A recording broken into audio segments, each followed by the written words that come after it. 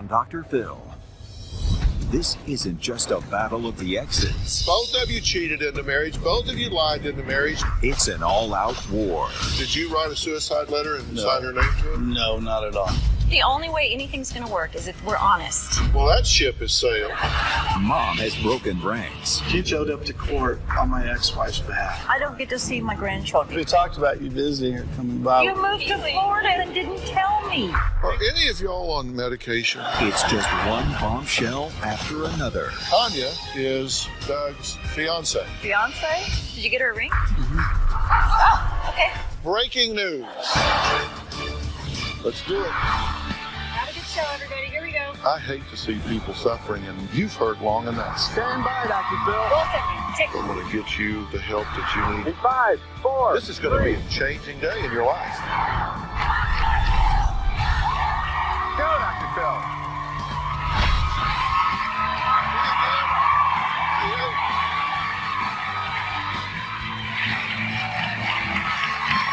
All right. Thank you very much. Thank you very much. You know, I want to start today's show by reading a few lines from a letter a father gave us from his 9-year-old daughter. Quote, Mom, I caught you saying very bad and hurtful stuff about my dad. You are the person that is doing wrong. I want to know why. I am very mad at you and very disappointed at you. But the mom in question says her ex-husband manipulated the 9-year-old into writing this letter after their divorce. A fake suicide note, planting drugs, pretending to have a heart attack to gain sympathy. These are just some of the accusations thrown between ex-spouses Doug and Beverly. Both admit their daughter and 15-year-old son are caught in the crossfire. Take a look. I always thought we had a pretty good marriage, but love is blind sometimes. Our marriage started unraveling after my son was born. During the marriage, there were infidelities. I was unfaithful because my ex-husband was unfaithful. I actually had an affair. It was at a time that she had already told me that we're going to get a divorce. Doesn't make it right. I had told my ex-husband about the infidelities, and I told him I did it to hurt him, and he exploded into a rage. He was very physical, punching me in the arms, the legs. I was very scared for my life. The main reasons that Beverly and I ended our marriage was the lying and the cheating. And she literally came to me and said, I'll quit the cheating, but I'm going to keep the lying. I've never heard anybody say that in all my life, and I probably never will. Beverly and I got divorced in 2007. After the divorce, Doug would keep me from my kids. Getting ready for school? Mm-hmm. Beverly alienates herself from her own children. She skips on even coming to see the children. 3.5 years ago, our children described physical abuse from the mother towards them. I've never hit my children. I've never slapped them. I've never kicked them. I've never abused my children. We had a very ugly custody battle. Doug claimed that I used drugs, that I used alcohol. He even presented a suicide note. He faked my signature, and it was in his writing. She claimed that I wrote it, which I did not. My ex-wife actually went to my home and planted drugs and took pictures of it to present in court against me. I did find Doug's marijuana stash in the kids' playhouse. I don't use marijuana. It's just ridiculous what she did. My feelings towards my ex-husband are of disgust. I haven't hugged my children in 4 years. My kids believe that I'm the devil. It breaks my heart. I just want to be a mom again. All right, look, do you have ownership in the problems here? Absolutely. Do you have ownership in the problems here? Yeah, absolutely, sir. What do you own? During the marriage, infidelities, that I'm not perfect, but after the divorce and with the children, I've really just poured my heart into the children and taken care of them. Right. And have you helped or hindered their relationship with their mother? Oh, I've helped their relationship with their mother. Absolutely. Absolutely hindered That's all. the relationship. That's all I could do. He would come Beverly, and is get the there- kids in the middle of the night. I'd wake up and my kids weren't there. Okay, is that true? That she called and said No, that I I could did come not get call them. you. I Okay, did not wait, call wait, you. wait. All right, No. look, let me tell you something. Let me just say something real quick, because this could just be a real short conversation here. If we want to improve something, somebody's going to have to tell me the truth. And you need to hear what I say before you respond, because your response is going to be critical here. It can't be the way both of you are saying. There isn't a version of the truth. And I'm going to tell you something. When I looked at this, the only reason I agreed to do this story was because of the children involved here. Because shame on the two of you for managing this situation into the ditch that it's in right now. I agree. And if you think you've got the moral high ground here and are pointing a finger at her, let me tell you, if you're so smart, how come you've got this in such a mess, my friend? No, I and agree. if you're so pristine, how come you've got this in such a mess? Oh, I've never How said long I'm has it been pristine. since you've been with your children? I see them on about once a month, but he's usually there, or his girlfriend is their supervisor. Great Yeah. job, guys. Yeah. Great job. They didn't choose this. No. You chose it. The two of you got married. Both of you cheated in the marriage. Both of you lied in the marriage. Both of you have manipulated in this situation. And so your kids are reeling from it. And you may think that this will be a great win for you if they're all with you and hate her. But let me tell you something. Hear what I'm saying. I will. Hear what I'm saying. This will backfire on you so bad you will never believe it.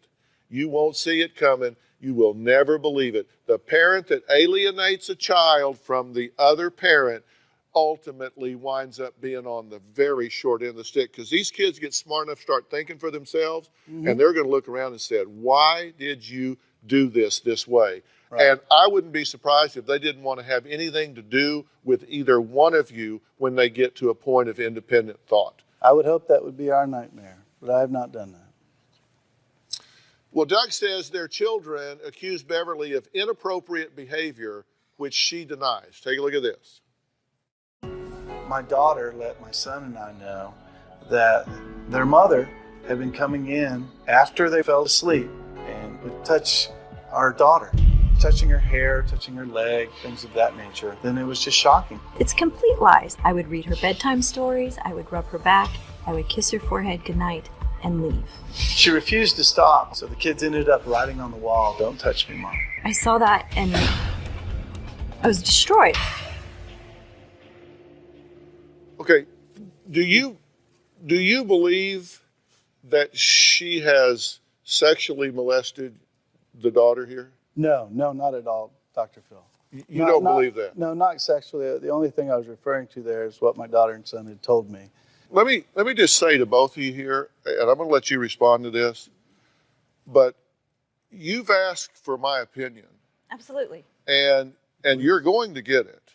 I want to. And you need to understand that I am especially trained as a forensic psychologist.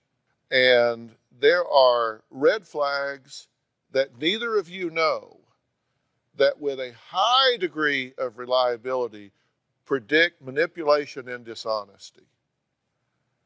And I'm real curious to see who's going to wave those red flags the loudest today. I'm very troubled by that letter that was written by your daughter. And so was I. Very troubled by Which that. I've never seen. So I've was never I. seen that letter. Well, Unfortunately, there's many of them. Yeah. yes, there are. Yeah. Which tells me that somebody here is allowing these children to deal with adult issues. Yes. And asking a child to deal with adult issues is a serious transgression. Red flag, like a Navy flag man. Something here is not right. Yeah. Doug says his mother betrayed him when she stood by his ex in custody court 3 years ago. His mother is here. She's going to explain why she made that decision when we come back.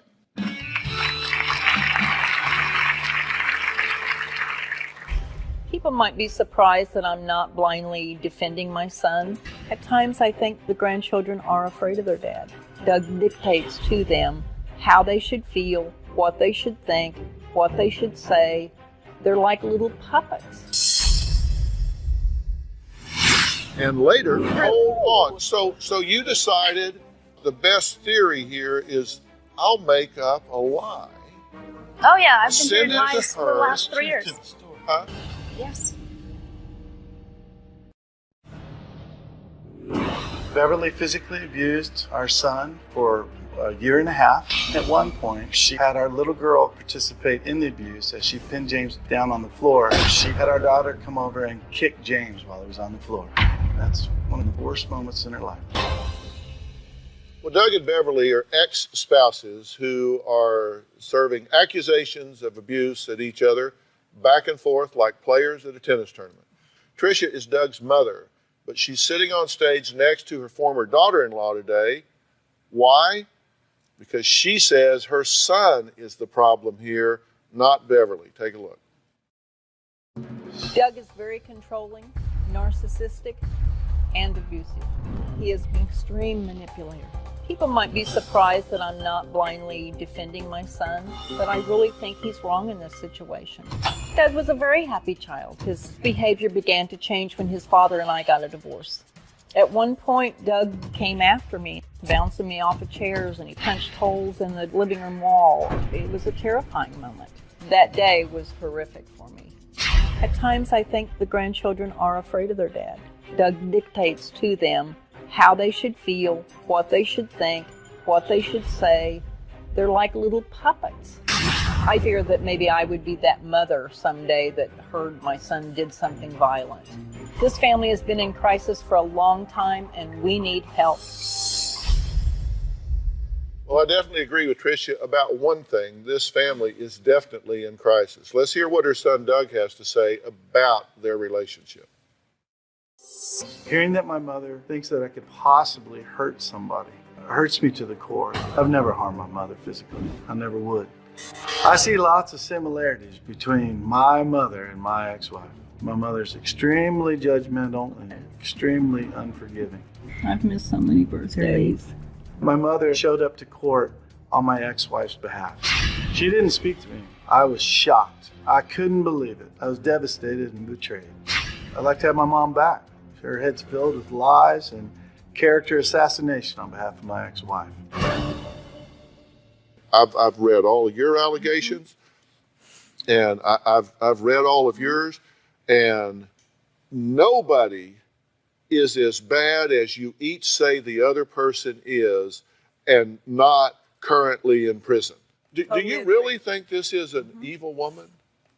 No, I know. I've known her forever. I don't think she's an evil woman. I think things and pressures have created this mess and made her act in a certain way. By his text last night, I'm sure he doesn't think I'm an evil woman since he told me I'm still very, very special and he liked seeing me yesterday. It's part of the manipulation. It's just so I'll be super nice today. No, not at all. Not at all. We ran into There's her no way that you can feel that way. And I want I want a relationship with my grandkids. Did you write a suicide letter? No, I did not. Okay. Did you write a suicide letter and sign her name to it? No, not at all. No, not at all.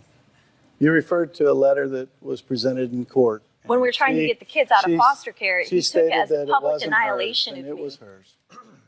It was not mine. Well, we asked you for the letter, and you said you didn't have it. No, my attorney had it at one time, and he didn't return it. Attorneys don't throw away files. I agree. They don't throw away files. They don't throw away records. If your attorney had it, then your attorney has it. Yeah. And we asked you for it. Why did you not bring it? Like I said, my attorney has it. It wasn't returned to me in the file. But you could get it from your attorney.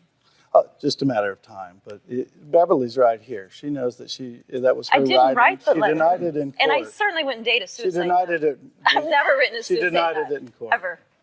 Did you write the suicide No, letter? I did not. Absolutely not. But nevertheless, Dr. Phill. No, listen, nevertheless, hear this. Yeah. Let me tell you, because I'm just telling you, what I'm trying to do is get you guys to change what you're doing. Because I'm telling you, if you came into a district court, in a family court, and I was walking by out there in the hall and they said, oh, Dr. McGraw, come in here. We're going to court appoint you and you're going to do this case right here. And somebody told me that there was a suicide letter that had been signed. Somebody would produce me that letter. I would get a handwriting analysis to determine who wrote that letter. And whoever wrote that letter would be a watershed event in my determining who was playing games here. And trust me, that will happen. and you have that letter in your custody, and if you fail to produce that letter, then it will be resolved to your detriment. They will assume that when you destroy evidence that it was to your detriment, and that will be a bad day for you if that happens. So I'm telling you, the court gets involved here. If it was me, I'd say produce the letter. I want to see the letter, and I'm going to analyze the handwriting, and it's either hers or it isn't. And if it's yours and you're lying about it, it would go really bad for you, Mom. I understand that. I never And if wrote it a is suicide yours note. or not Ever. hers, that would go really bad for you, Dad. I understand. I'm just telling you where you're headed here. I understand. I'm It just was trying not. to say. But we're here to learn how to be more civil and understand. No, we're each here other to better. we're here to Definitely, stop right? what's been going on. Absolutely. And somebody needs to tell me the truth. Where did the letter Please, come Beverly, please let him know that I never it wrote was a your suicide letter. note. And we obviously have an attorney's And I name. didn't date it, and I didn't sign it. There were letters written by you, allegedly, apologizing to his parents and grandparents. Let me guess, they were typed? Yeah, they are Yes, typed. They're typed. Here they are. Okay. Yeah, I'm familiar. Is that your signature? And later, You gotta tell the truth. Be honest. I am being Be honest. honest. Everybody's I am. for Everybody. I This am is being the only honest. way anything's gonna work is if we're honest. I would be We are happy. being honest. well, that ship has sailed.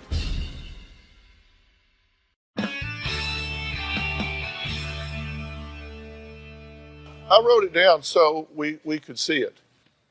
There were letters written by you, allegedly, apologizing to his parents and grandparents. Let me guess, they were typed? Yeah, they are Yes. typed. They're They're typed. Okay. Are they They're typed. signed by you? I don't believe so. Well, No. you I don't know. Please. either signed them or Please, you didn't. Beverly. I'm just asking you. Did you sign them or you didn't? I would like to see them because You the wrote next thing them I to my know grandma. is that they ended up at all the families. Well, you Everyone told got a us that copy of he this. that he Beverly, stood please. over you dictating Tell him. self-deprecating letters to his family. That's exactly These right. are the letters. Yeah, those You letters. said you wanted to see them. Here they are. Okay. Yeah, I'm familiar. Is that with your them. signature? Yes, I believe so. Well, come on. You come on. Feel free. It's okay. You either signed them or you didn't. Our handwriting is very similar. Yes, So- it is. I, No. I'm sure I Handwriting signed is them. Beverly, I'm sure there's, I signed them. there's letters there to my grandma, 2 of them. She even wrote you back, and you wrote her another one. Did you write Come those on, letters these of your free will? Mom. Complete duress.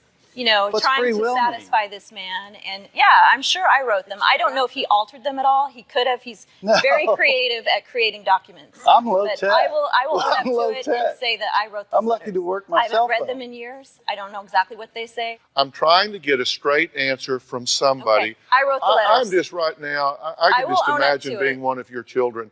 I would just so want to tell you Oh, it's people to horrible. shut the hell up and sit down. Oh my God.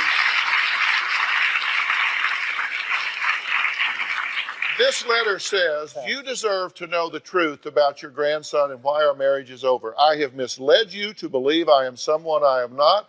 I have been very selfish, difficult, and untrustworthy. I have never been a proper mother or wife. I tried to hide my past from Doug and tried to make you love me. So if there was ever a question about Doug, I would have you in my corner telling Doug that he was messing up and I was a good woman. But the truth is, Doug is a very great man and an amazing father. Signed, Beverly. Now, did you write it? And if you wrote it, did you write it under duress? Did you write it under free will? And is that your signature? That's all I'm asking. Yes, I wrote that. Yes, that's my signature. I wrote that because I was trying to please him. He told me I needed to write letters and to pour out my feelings. And at the time, it was almost didn't say being to write completely letters. sarcastic. He's the best man in the world. Well, that was I've a done great thing you everything did. wrong. was And one he of the brought these greatest letters things you up ever in done for therapy, me. in court. He's tried to railroad me with these letters. And they were supposed to be just a therapeutic, just get it all out.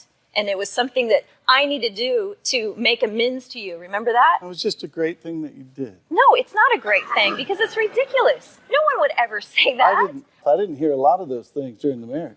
Okay, well, what you told us is that he stood over you dictating these self-deprecating letters. That's not what you're telling me now. I'm just saying. You're that saying you did it because not. you were Because trying I to was get trying along. What you told us before is that he stood over you and dictated it.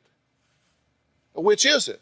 He told me I to did write not. the letters and to be very specific about certain You events. told us he stood over He you did. and dictated He did. the letter. He told Did not. not verbatim. I did dictated, not.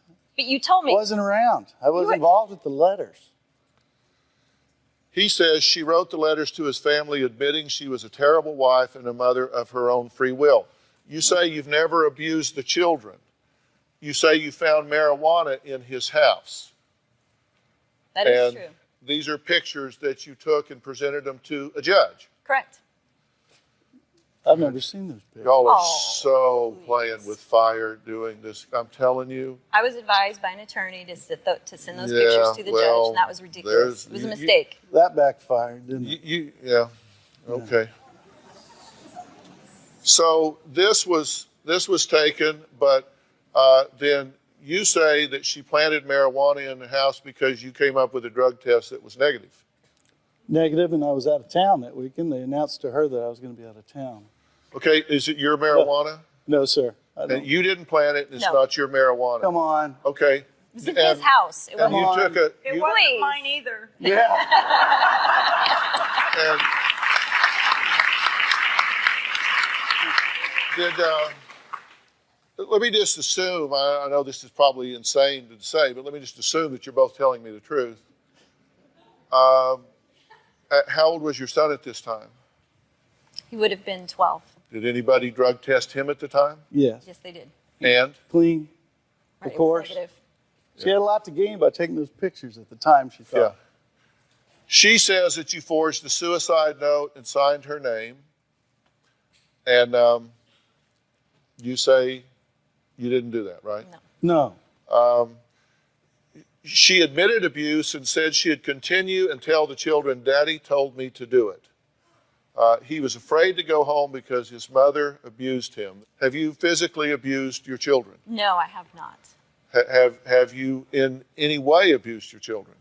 I think I've acted ridiculous. I've been aggressive. I have not abused my children. I've never hit them, kicked them, punched them, nothing.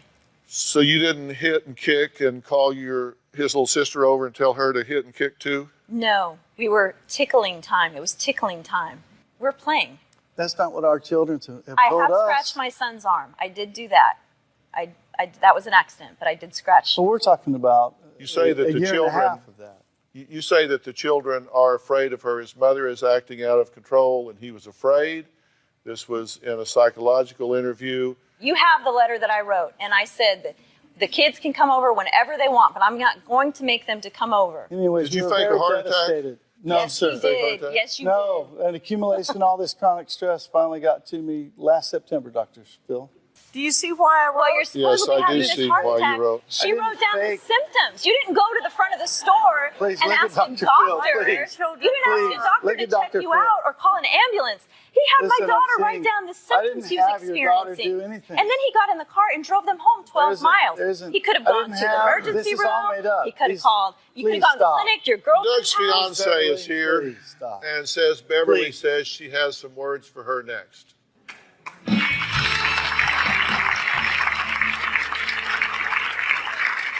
I am concerned for Tanya's safety because of my experiences with Doug. I know for a fact that he has pushed her and been very aggressive with her in front of the children. Tanya is Doug's fiance and therefore could Fiance? become, I'm sorry? Fiance? Did you get her a ring? Wow, okay. Breaking news. Doug lets my daughter do things that I would never allow. When she was 8, she started wearing makeup, mascara, eyeshadow, lip gloss. My daughter does enjoy wearing mascara and even shaving her legs, but she's just trying to be like her girlfriends. They're all doing it. It's improper, and he would say that she looks beautiful with mascara on, and that disgusts me because she's a little girl.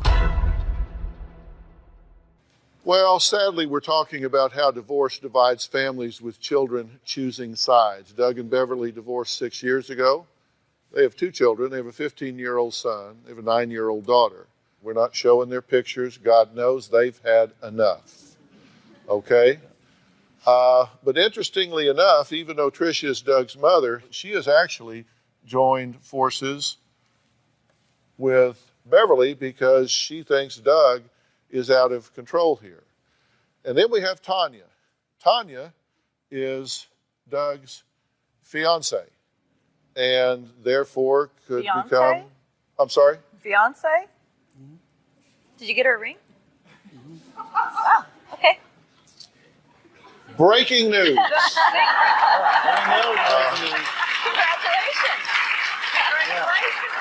Yeah. Well, I knew she had the cubic zirconia, but I Well, didn't know she Tanya had is a real Doug's ring. fiance, surprise, surprise, who says Beverly is sabotaging her relationship with the children.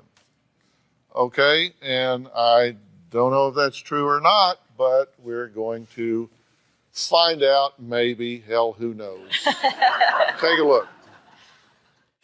I've been with Doug for 3.5 years and we recently got engaged. I think Doug and Beverly have an unhealthy relationship as an ex-husband and wife. Beverly has told the kids that Doug is a drug dealer, drug user, and has beaten women. I think she was just trying to have the kids not like their father as much as they do. I don't believe the children would accuse their mother of abuse if it didn't happen. They're honest, good kids. Hey, guys. Hey. What's happening? Doug has never badmouthed Beverly. He always talks her up in front of the children. I have never seen Doug be physically or verbally abusive with the children. I believe Beverly is jealous of me. She has stated to the kids before that I am living her life and these are her children and I'm taking her spot. Good this way. James? The kids started calling me mom 2 months ago. I realized that their real mother is Beverly and I would love to have a relationship with her children as well. Well, welcome. Thank you. What do you have to add to all of this mix here? What I would like to see a relationship between Doug and his mother, and of course Beverly with her children. Why? Because she's the mother of her children. I don't want to see a healthy relationship between everybody. Right. Do you two get along? We get along for the children, yes. I help her when she comes to visit. Well, Beverly told the producers that Tanya passes information about Doug and the children to her without Doug's knowledge, which Tanya flat out denies. Take a look. Doug is definitely not aware of the fact that Tanya and I communicate regularly. She tells me that he's abusive to the kids, that he won't allow my son to have friends. I think he'll play it off like he knew the whole time. He will lie. But once he gets past that privately, he will be enraged. He will feel betrayed. He will be furious. He won't trust her. I doubt that their relationship will survive. That's a lie. You don't say that. Okay, what are you saying? They're There's- thriving. They're straight A thriving. There's students. doing friends like that. everywhere. They're socially acceptable. They have no- tons of they have friends no having a family. blast and straight A students. where's How the do you think it makes grandparents? me feel that you're Where's their siding with someone grandparents? that's sitting next to someone that's I'm siding for my creating own so much side. angst I don't in our I don't lives? get to see my grandchildren. You can. Why is We've she been not trying seeing to- her Why? grandchildren? Well, that's a great question. Why aren't Isn't it? you seeing your grandchildren? We talked about you visiting or coming by. I would have loved it. I mean, Never been invited. I've never I'm been sorry you included. felt that way. You I know you've moved, been told Douglas. that. You moved to Florida this Christmas and didn't tell me. Yes, Or- you were told. Of course. Come on, girl. No. Come on now. Did you tell me? Come on, Tanya. Well, let me just move this along. You can do this without me It's here. all about your children. Tanya allegedly emails that Doug pushed her and her teenage daughter had to protect her. Is that true? He was getting me in the car. I'm sorry? He didn't push me. We were getting in a car. I didn't want to get in the car. Tanya, please, what did we say? No. You gotta tell No, the truth. no. Be This honest. is I am time being to be honest. Everybody's I trying am. to- For everybody I to am This know. is being the only honest. way anything's gonna work is if we're honest. I would be We are happy. being honest. Well, that ship has sailed. Tell the story.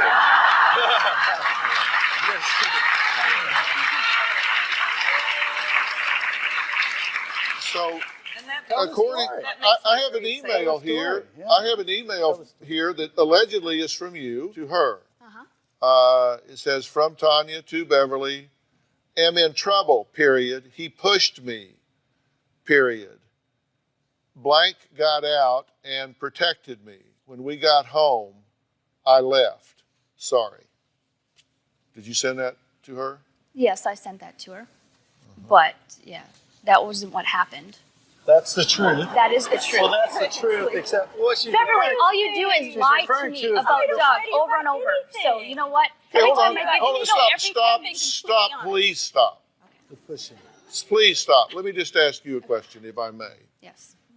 You say, did you write this email? Oh, yeah, I wrote that. Okay, but yet you said it didn't happen. No, it didn't happen. So, Which part?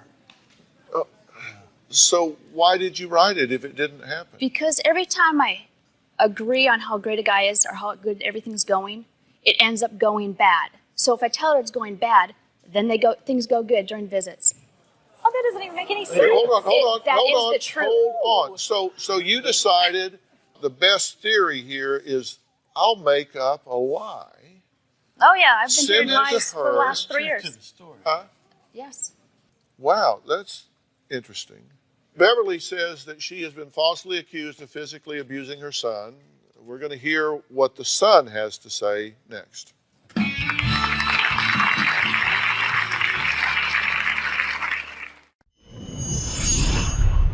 About a year ago, I was seeing Doug again. We were trying to figure out if we could work on a relationship. He told me that it was a package deal. If I wanted my kids, I had to take him too. He was dating Tanya at that time as well. If you were to ask Doug if we were dating a year ago, he would say absolutely not. Doug would lie about the relationship.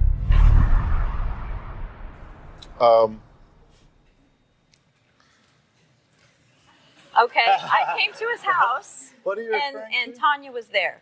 My policy with her is always, I'll tell you anything you want to know, whatever stories Oh, you but want to when you ask. showed up that night, I hadn't seen you in months. Oh, whatever. are You'd you just talking been about? talking to me. You'd been over to my house, and hadn't you've been been wanting my to get back home together. in- No, I'd never in been a to your home. long I hadn't been to your But home. had you in been 2 to years. hers? Yes. Yeah, I visited before to be able to try to See, learn what about I'm the having children. trouble with This is is during the you- court custody. I understand, but Baloney. you're like Yeah, trying to that's- sack fog. You know, it's like the closer you get, it just evaporates. You contradict yourself in your own sentences. You don't even put commas or paragraphs between contradictions. You just said, "Oh, I hadn't seen you in months." Well, I'd been to your house. No. What does that mean? I was talking about when she came to my home. I hadn't seen her. You hadn't seen her at your home. You meant to say I hadn't seen her at my home. Yeah, I hadn't seen her there. But you had seen her at her home. I had seen her previously before that at her home, yeah. Beverly, were you allowed just to When I drop was in dropping at them his off. house? Oh, never. No, I wasn't How about allowed. Somebody asked me a while ago why I never saw my kids at your house. The 6 years he lived in Joplin, you have to be invited to Doug's house. You can't just drop in and be a grandma and bring That's not true. cookies. Just so you know. I'm a pretty friendly old boy. You can come over and help and, No. sit down and have a conversation. My anytime you grandkids want. wouldn't call me Tricia I'd love if I that, had a as a matter of fact. relationship with them. They wouldn't say, "Who are you?" when I run into I'd them love at the that. Home Depot store. I'd Look, love that. I have I no don't talk doubt. to You, my you I'm would wondering listen. if you have How a do you think that relationship makes with me? my ex-wife. How do you think that makes I'm me wondering if feel that's when my influenced granddaughter you. says, "Who are you?" I'm in wondering Home if that's Depot? influenced you having a relationship with my ex-wife. I want to know also if his concussion in football did that do anything? That's in, to the head? that's in 1984. I heard that too. Would that do anything? Are you serious? In 1984? It was a very serious concussion. Are any of y'all on medication? I'm not. Would you Do you have consider it? any? We're not. She just said, do you have No, any? I'm not. I'm reading my Twitter board up here. Why are they on the Dr. Phill show if they have all the answers? Good question. Hilly Bean 87 says, sounds like you all need to be honest with yourselves before you can work things out. There's too much drama here. Lucille Z says, these children need a hero. Yes, they do. Yeah, they do. Yes, they do. Yes, they do. And that's exactly Beverly why and I Doug's wrote. 15-year-old son says his mother comes off as sarcastic and rude. Let's hear what he has to say. My dad and I have a good relationship. Oh, hey, man. What's up, buddy? I feel like my dad and I can pretty much talk about anything. About a year after the divorce, my mom started taking her anger out on me. My mom would hit me or throw me down, and she always told me that it was my dad's fault, that my dad wanted her to do this. It became scary to go over there. The worst thing she did that hurt me was she told me that the day I was born was the worst day of her life. I don't think I'll ever forget that one. My dad has never hit me. My dad's never lied to me on anything major. In 1 year, my mom came to my school 3 separate occasions to make fiascos that were needless. I was angry and disappointed and upset all at the same time when my mom embarrassed me. Tanya is the closest thing I've ever had to a mom. I believe that my mom wants to see me only to make my life harder. Oh, What do you think about what he had to say? It's heartbreaking. It just breaks my heart because it's not fair to him. None of this is fair. And it's not true. It's not. That doesn't matter because that's how he feels and that's how he sees me. But I would never abuse him. I didn't abuse him. You've admitted it to me before. Well, we're going to take a break, and when I come back, I'm going to talk about what it feels like to be parented by 2 right fighters. We'll be right back.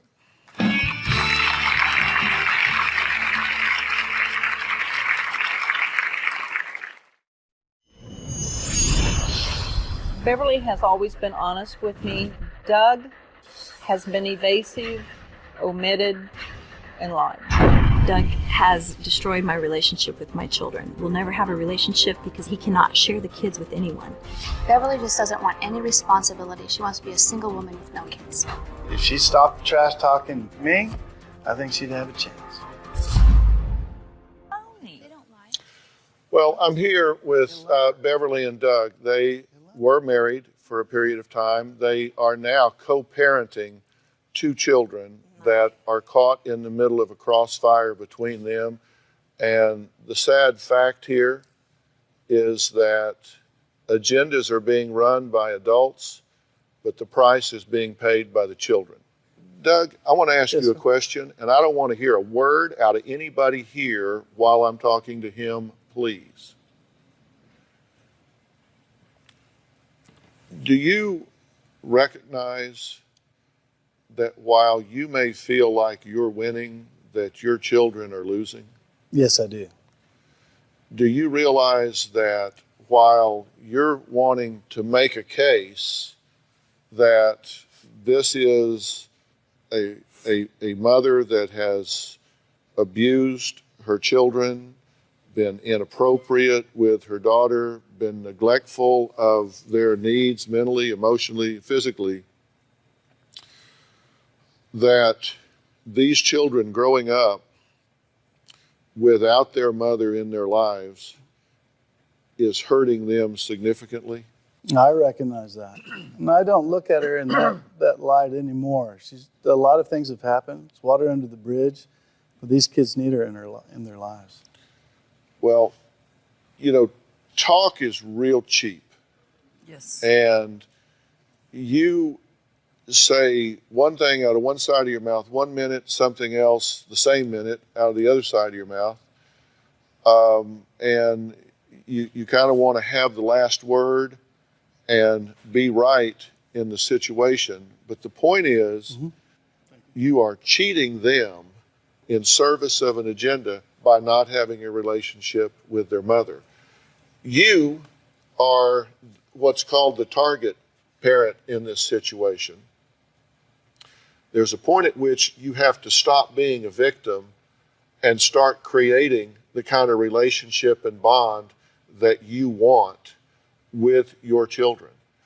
Because your measure of success as a man and a father is to lead this family even once there is a divorce.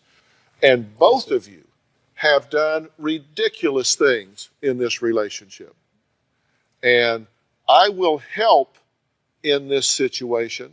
And I'm talking about bringing in some high-level professionals that understand fractured families and alienated relationships and create that bond. As our gift to your family, I will bring you the professional help to do that if you will take it. We will accept. And I'll take the lead and be the man you're talking about. Well, we'll see. We will see. And I hope you two will support this in them and recognize your boundaries and stay the hell out of what's none of your business and support them in doing what you need to be doing. Yeah. We asked viewers on Facebook this poll question: should children have a choice in deciding which parent they want to live with? I'll tell you the results when we come back.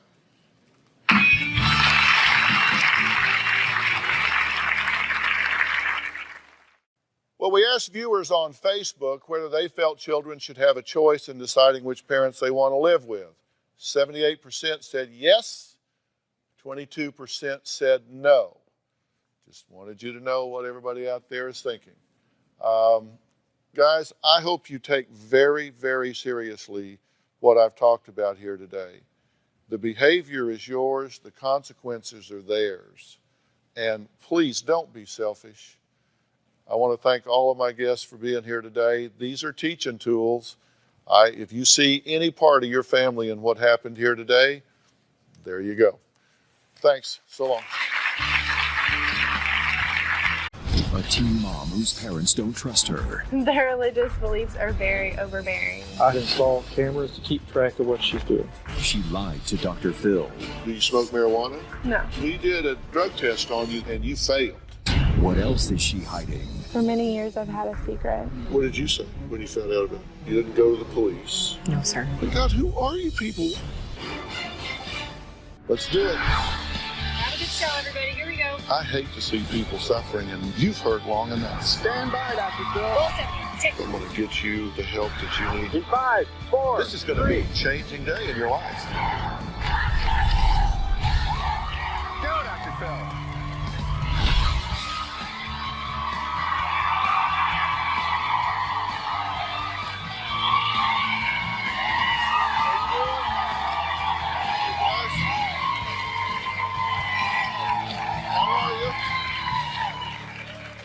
Well, dirty, smelly diapers, a sink full of dirty dishes and baby bottles, rotting food tucked behind mounds of dirty laundry, and used hair extensions on the floor.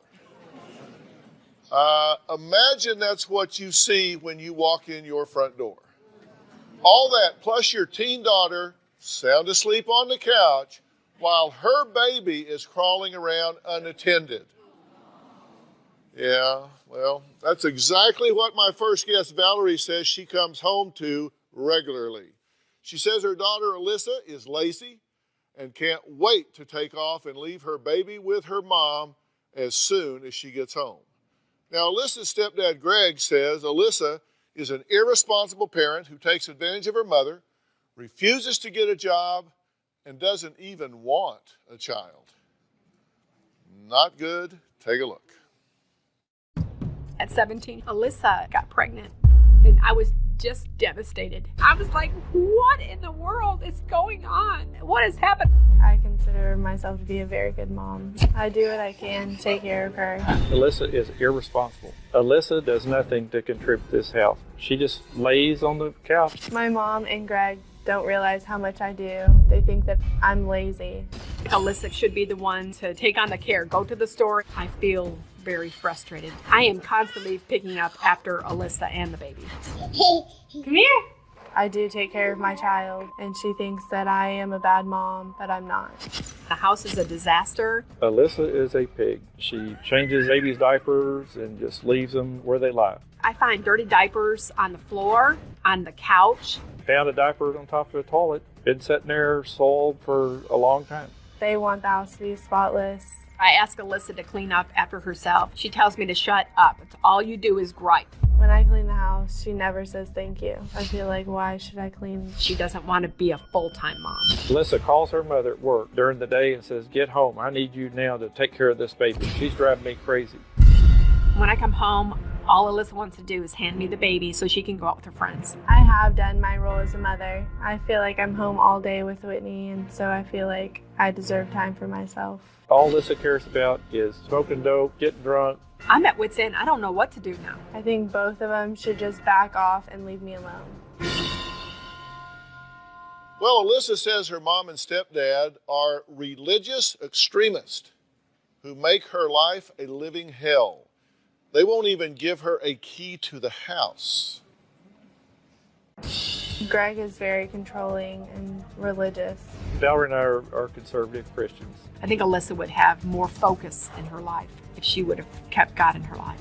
I actually stood in the elevator at work the other day and said, Lord, please help me. I don't know what else to do. I believe following the Bible and those biblical guidelines is very, very important. Their religious beliefs are very overbearing. They believe that girls should wear long dresses and not cut their hair or wear jewelry or makeup. They have strict rules around the house. I have no television. I can only listen to Christian music in the house. Alyssa can have friends over as long as they're girls. My parents have never given me a key to my house. We have a keypad entry in the garage. I have timers I put on the garage, and if she's not in by a certain time, she is locked out of the house. I either have to sleep in my car or drive to my friend's house to stay the night.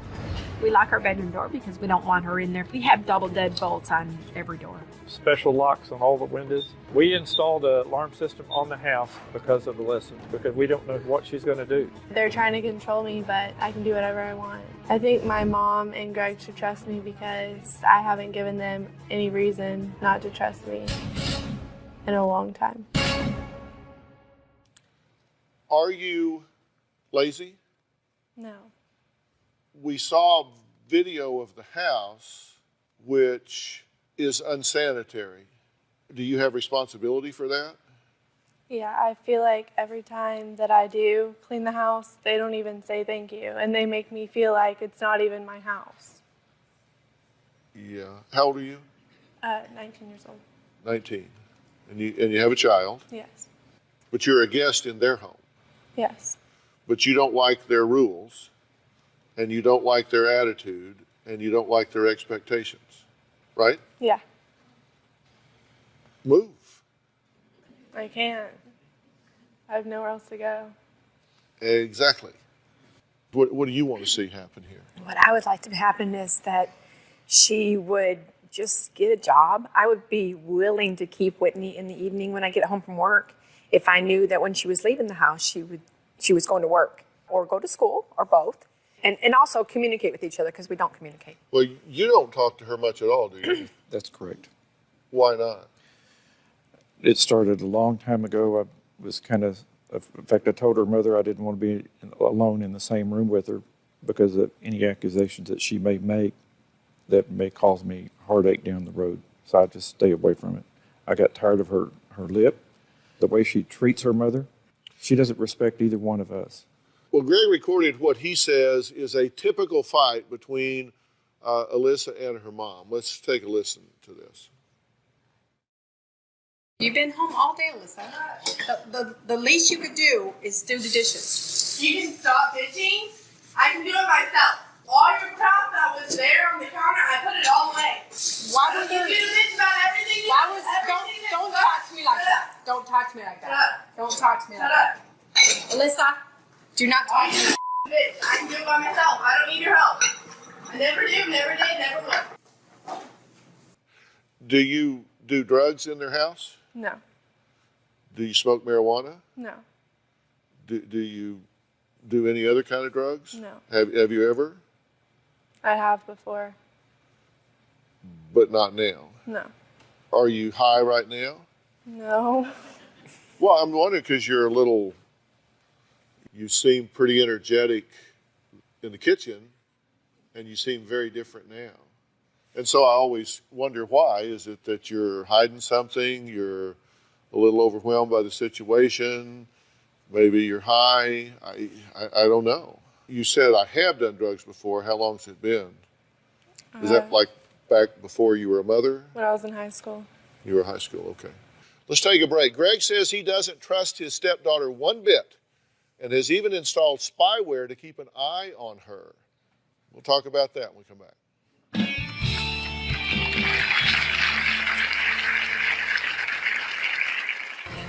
I have installed cameras that monitor who is coming and going in the house. The cameras freak me out. I feel like my mom and Greg are stalking me.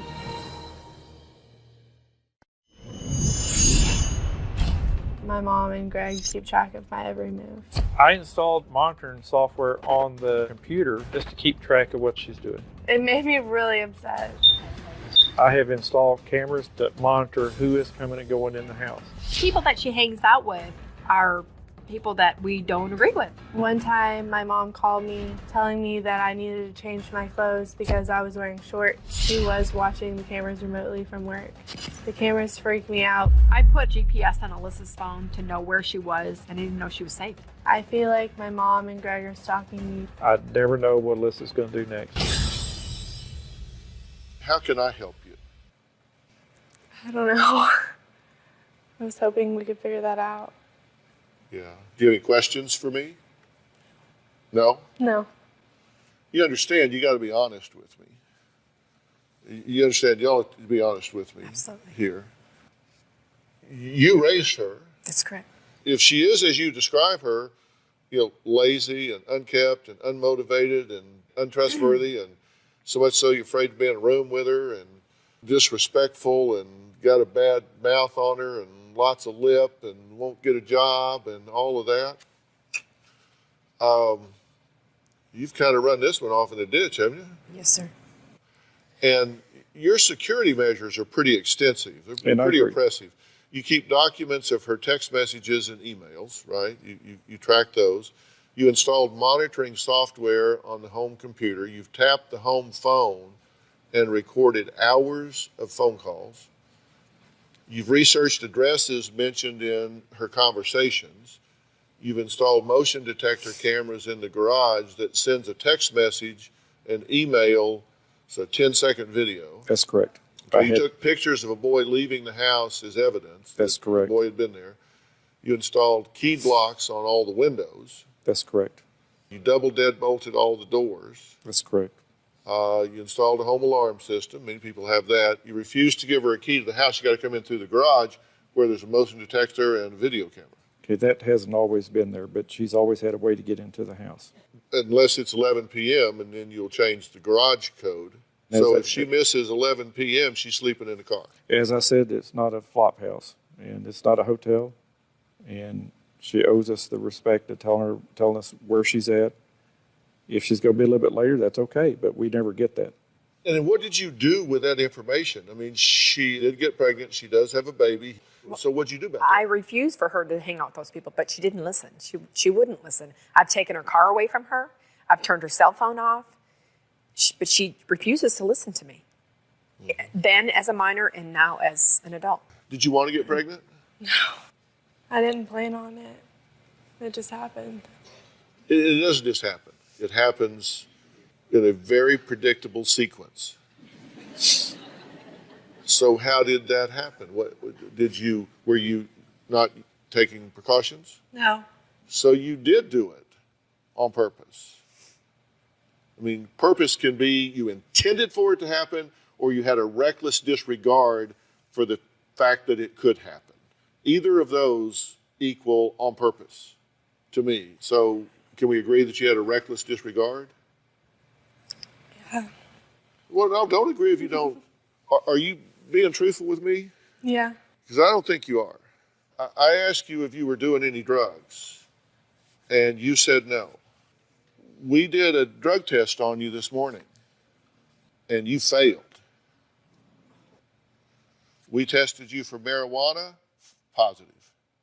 We tested you for benzodiazepines, positive. I haven't taken anything. I'll admit I did smoke. I do smoke. I think that it calms me down. Why did you lie about that? I said we got to be honest. We got to tell each other the truth here.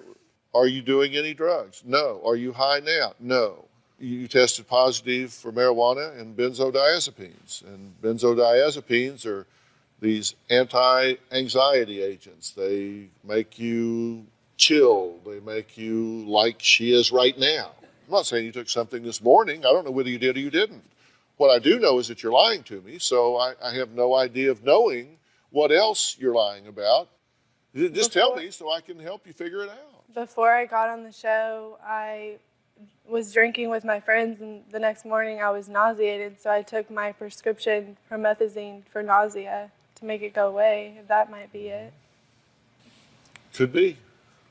I don't know. When did you last smoke dope? Not this past weekend, but the weekend before that. Yeah, it's not true. How do you feel about it? I'm shocked because I I found it in her car, but it was all in marijuana was all in one piece. So I just really thought that she didn't do it because I found it all together. And I guess I was just in denial. Okay, I did. You found marijuana and you took that to be evidence that she wasn't doing marijuana. I know, it sounds silly. I know, sir, it sounds crazy. But because it was all in one chunk or however they make it, I just assumed that it was somebody else's, I guess. I don't know. So you found it in a car and you thought, oh, this must be somebody else's. I kind of thought that, yes, sir. James Bond here, did you ever test her? No. Well, if she twitches, you get an email. But yet you've tracked all of that, but you never thought, let's see if she's doing drugs? We have drug tested her. We have in the past. We have in the past. She's obviously a lovely young woman. Mm-hmm. She's obviously very intelligent and making some really bad choices. So I asked myself why. I look over at you two, and you don't seem like you'd be a lot of fun to live with.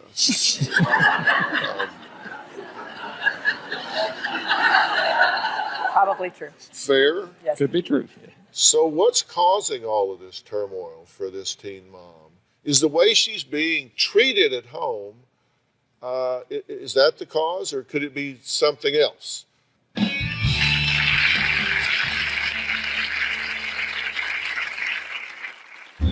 For many years, I've had a secret that I've never told anyone about. Alyssa has told me very little about what's happened. When I told people, half of them didn't believe me.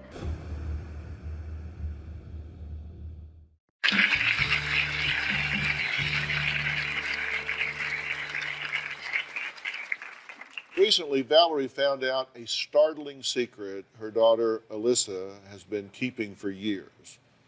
Alyssa has said she doesn't want to talk to her mom about it, but Valerie thinks this just might be a big part of the reason Alyssa has been behaving so badly. Let's take a look at what we're talking about here. For many years, I've had a secret that I've never told anyone about. From the time I was 4 until I was 17, I was molested by a family member. One time, he told me not to make any noise. He told me if I made any noise that he would whip me. And he pulled my pants down and was rubbing his thing on me. One time, we were going for a run around the lake, and he threw me in the lake and he raped me. He made me feel like if I told someone, then he would beat me. And I was scared for my life. I feel confused and hurt. Alyssa has told me very little about what's happened. She doesn't want to talk to me about it. When I ask her about it, she tells me just stop bringing it up. The most difficult part about all this is that when I told people, half of them didn't believe me. I've tried to help Alyssa with this situation, but she absolutely will not let me. I feel like a failure as a mother because I should have known. I feel guilty that I wasn't there to protect my own little girl, the only little girl that I had. Mothers are there to protect their kids, and I wasn't able to do that. I feel like what happened, I'll never be able to put it behind me. I feel like I should move on from this, but I don't know how.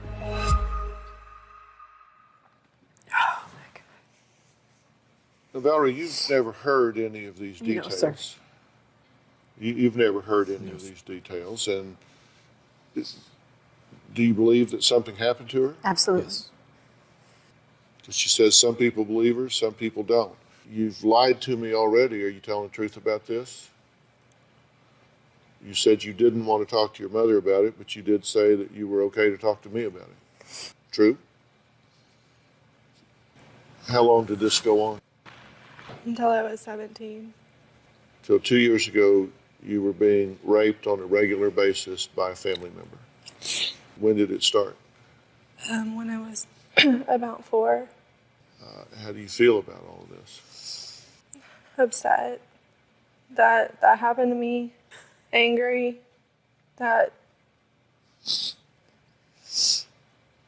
Even though they didn't know about it, they still made me go over there. She knew that I didn't like going over there. But she did it as a punishment. Every time I would be bad, she would send me over there.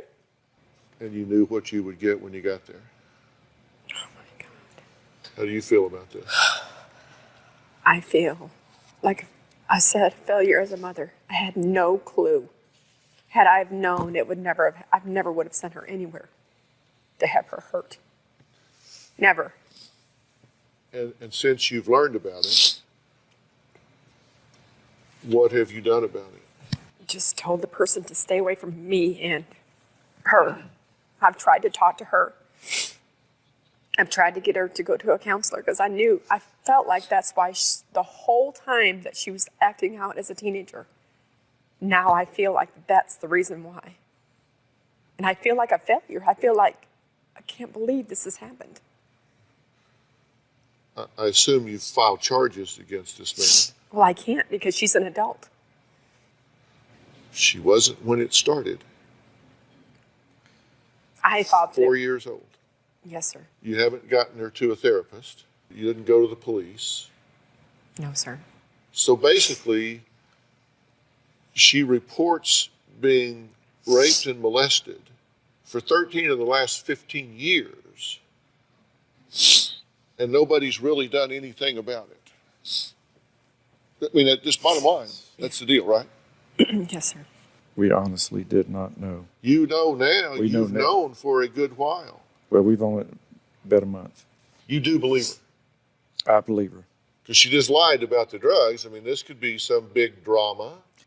You said you were afraid of being in the room with her because she might make accusations. That's exactly right. Is that because you think she's made these accusations up, so you'd just be the next target? I didn't know. I honestly did not know. I was scared of her. I rolled her out of bed early this morning, as you know, because I had her sit with Jack Tremarco right there. Absolute cutting-edge polygraph expert. I wanted to know if this was just more drama or if she was telling the truth about that. We're going to find out after the break.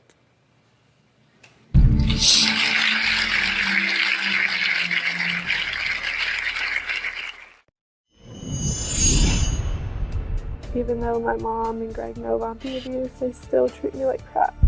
I want to stop hurting, but I feel like Greg and my mom are always just making it worse. Because of what happened to me, I feel like the only person I can trust in the world is my daughter.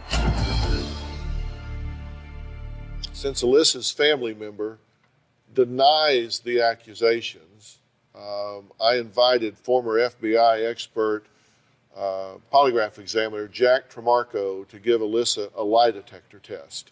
And I have the results right here. Because you understand, these are very serious accusations. The question you were asked, did a family member, and that person was named in the test, ever have sexual contact with you? And your answer was? Yes. Since you were born, did a family member, who was named, ever have sexual contact with you? You said? Yes. Then to be more specific, between the ages of 5 and 17, did a family member, who was named, touch you sexually many times? And you said? Yes. She was telling the truth to all of the questions. I believe. I am so very sorry that this happened to you. It's not your fault. You shouldn't feel shame about this. You shouldn't feel guilt about this. You are 100% a victim here. Do you hear what I'm saying? Yeah. This didn't happen once or twice. Yes, sir. This happened time and time and time again. Are you telling me you had no Honest to idea? God, I had no clue. I was floored when I found out. I honestly did not know. I would have stopped it. I would not have allowed someone to hurt my child. What did you think about this? It was like you kicked me in the gut when I heard about it. And I'm still numb even today. I just can't believe it. What have you said to her about it? When I first found out about it, I went up to her and apologized to her for not knowing. Apologizing to her for not protecting her. What did you say when you found out about it? What did you say to her?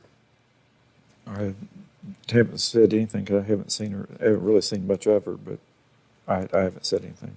You've been her stepfather for 8 years, and you find out that a family member has been raping and brutalizing this girl, and you haven't even brought it up to her? I failed. I have not even. God, who are you people? What? We got an email from you. Yes, sir. 2 weeks ago. She got pregnant at 17. It's no wonder. Her baby's father's incarcerated. It's no wonder. She's refusing to get a job. She leaves the baby with me. I bathe the baby, feed the baby. She keeps her during the day, but she always wants to leave and get away from me. There's dirty bottles in the sink. She refuses to clean her room. There's nothing more irritating to me than to work all day and come home to a messy house and dirty dishes in the sink. It's like this every day. She'll call me all the time getting off work. Where are you? Where are you? Oh, my daughter recently told me that she was molested and raped by a family member all through her childhood. I didn't mean for it to come across that way. It is what it is. And this is diagnostic to me. We've got to make a change. We got to get real here. The person that did this denies it. Alyssa's alleged abuser left her a voicemail that I thought was very interesting. Take a quick listen to this. You're saying that I did something to you. You need to make sure and tell your mama that's not true. And whatever goes on, you need to know that I love you and I need you to talk to me sometime. I don't know what's going on. Bye. Well, so where do you go from here? How do you unravel this complex and layered situation? Clearly, you're making some bad choices. Clearly, I believe you are underreacting or non-reacting to a very pathological situation. So what do we do with all of this? I'm going to be very specific after the break.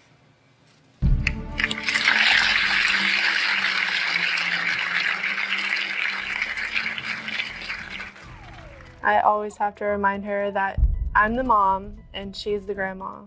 I asked her if I could just adopt Whitney. I don't want Greg and my mom to adopt my baby.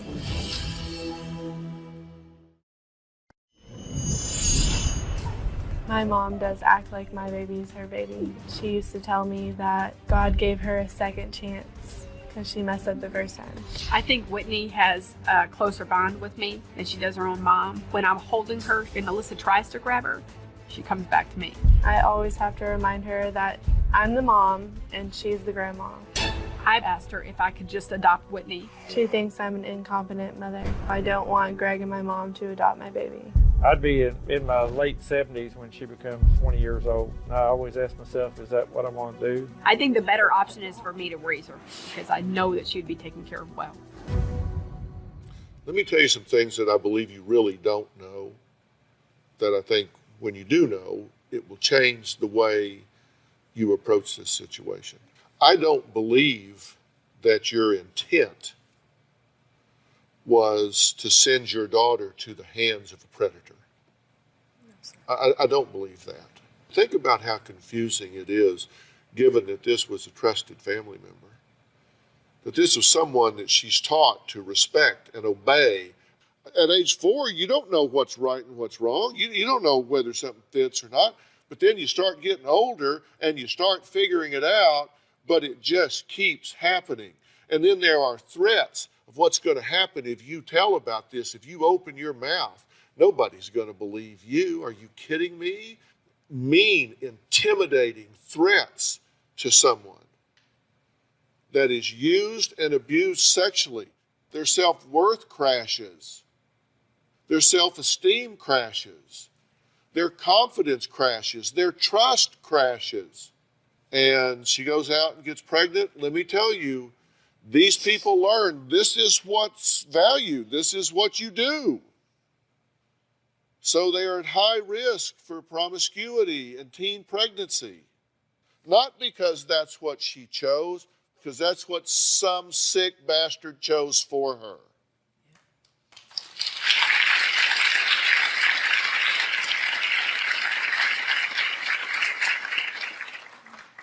She needs help. Yes, sir. And you ain't going to fix it with a camera. You're not going to fix it with rules. You're not going to fix it by any of the things that you've been doing. All you're going to do is make it worse. Yes, sir. What she needs is somebody to believe in her. Yes, sir. Not just somebody. She needs you. She needs you. Yes. And not that it matters, because we just met, but I believe in you. You're here. You didn't have to come here. You didn't have to talk about this. You could have kept stonewalling this. But you found a voice inside. You found a way to give it a voice. And that means you're fighting back for you and for your baby. You need very specialized help to sort out what's real and what's not real, guilt and shame and anger and bitterness and distrust, all of those things that change who you are. I, for one, think you ought to prosecute this man to the absolute full extent of the law. I, for one, think you should prosecute him. I think you should put him in jail. I think he should be a registered sex offender for the rest of his life, because I'll guarantee you if he's doing it to you, he's doing it to somebody else. And you can save somebody else from being where you were by holding this man to account. But that's up to you. And that's not a decision you have to make right now. I want to tell you what I want to do. I want to get you that very specialized help. And I insist that you take it. Will you do it? Yes. Woman, you deserve this. You deserve this, and your baby deserves this. And these guys need some help and guidance about how to do what they're trying to do. And I'm going to offer them those resources.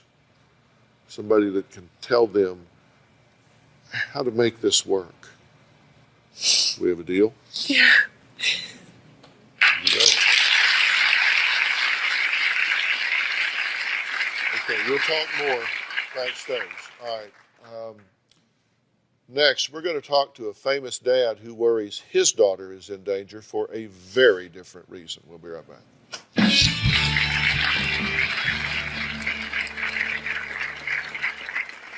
I'm a father, and this happened to my daughter. My ex-girlfriend told my daughter that this was the good drugs versus the bad drugs. So for my child, it was confusing.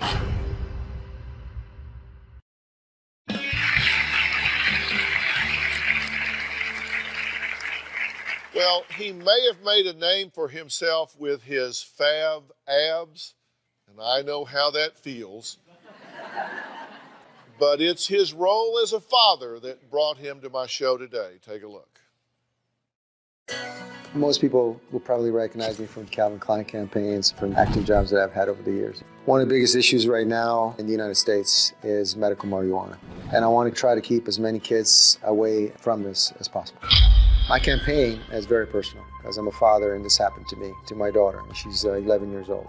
My ex-girlfriend has a legal marijuana selling business. And my ex-girlfriend was having an average of 60-some plants in the garage while my daughter was living in that house. And my ex-girlfriend told my daughter that this was for the good people, not the bad people. And this was the good drugs versus the bad drugs. So for my child, it was confusing. My daughter knew about drugs. We teach them in school, and we teach kids that drugs are bad for you. So all of a sudden, the drug is good for you. So how do you make a difference between the two? I think children shouldn't be exposed to marijuana or a business that sells marijuana. There should definitely be a law that bans parents who are selling marijuana with children under the age of 18 years old. That's my belief, and I'm going to keep fighting for it. Well, I want you to welcome Antonio Sabato Jr., who wants to pass laws that would prevent parents with children under 18 from growing medical marijuana. Someone who completely disagrees with that is Cheryl Schumann, the executive director of the Beverly Hills Cannabis Club. She is also known as the Martha Stewart of marijuana. Wow, okay, so Martha Stewart of marijuana. Antonio, let me start with you. Yeah. What's your point of view here, and what do you think people need to be alerted to? Well, first of all, I know so much about marijuana because it was my first drug.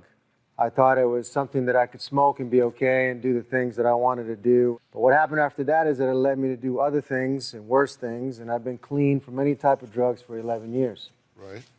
Now, recently, my daughter was very distressed. She was scared to talk about her mom having 60-some plants growing in the garage that she was able to see, and also she was smelling a lot of marijuana in the house, and she knew that it was bad.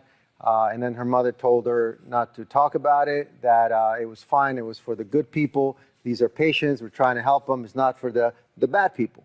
But do you think it's appropriate for a 10-year-old child to know about the good stuff and the bad stuff? And then one day that child is going to turn out to be a teenager and going up to the mom and say, you know what, you've been telling me it's good for me, so give me some. Because I want to smoke some too because I can't sleep at night and my back is hurting or whatever. Right. And you disagree? I absolutely and completely disagree. I think this is really a custody issue versus a medical marijuana issue.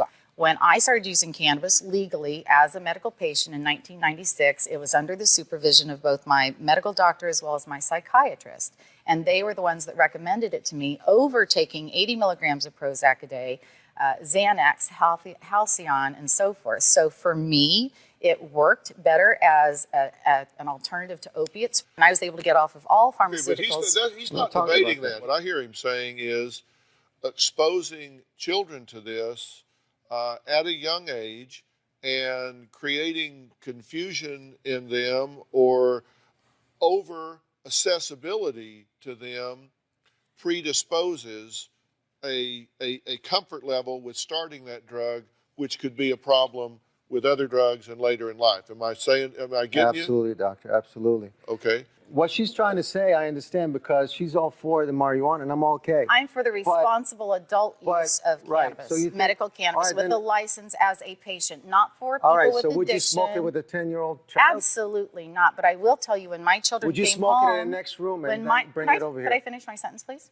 But we're talking about different things. We're talking about two different things. I smoked it, so my daughter at 10 years old being confused is making me think as a father, as a caring father, going, wow, maybe my daughter someday will come back and go, my mother is selling it, maybe I'll smoke it too. So what do you say about that? Well, I firmly believe that we're talking about parental responsibility. I'm a mom. I would never, ever be a proponent of a child using cannabis that was not prescribed by a real doctor. I understand that. It shows the need for regulation. Oh, wow. And that's the big problem. So. I'm also for the rights of children.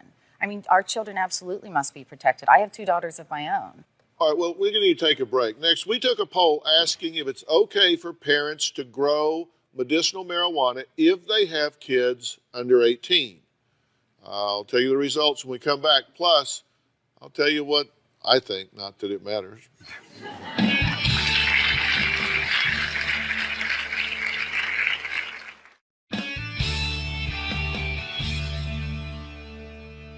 We actually conducted a national poll, and we asked, should parents with children under 18 be banned from being able to legally grow and distribute medical marijuana? 61% said yes, they should be prohibited from growing it. 39% said no.